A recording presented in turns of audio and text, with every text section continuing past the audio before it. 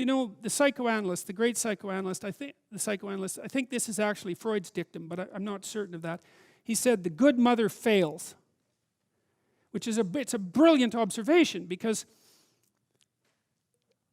when you have an infant, you do everything for the infant, because the infant can do nothing for him or herself. But as the infant matures and is increasingly capable of doing things for him or herself, then you pull back, right? You pull back, and every time the child develops the ability to do something, you allow them or encourage them to do it, and you don't interfere. You know, so if your child is struggling getting dressed, well, obviously there's some times that you help them, but mostly you let them learn so that they can know how to do it in the future. That's better for you, and it's certainly better for them. There's a rule if you're working with the elderly in an old age home, and the rule is something like, don't do anything for any of the guests, let's say, that they can do for themselves, because you compromise their independence. And so as a mother, you pull back and you pull back, and you let your child hit him or herself against the world, and you fail to protect them.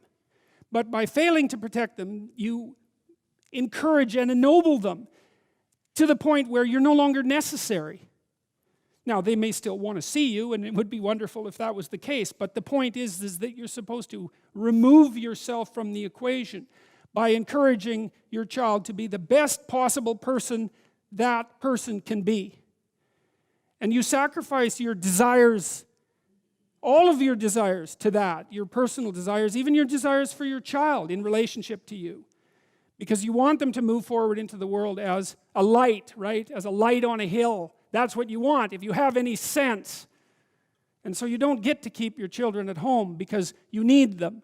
Now, I'm talking generally, obviously, and there are circumstances under which families make their own idiosyncratic decisions, and I'm not trying to damn everyone with a casual gesture, you know, but the point is still strong, that the good father is precisely someone who is willing to sacrifice his child to the ultimate good.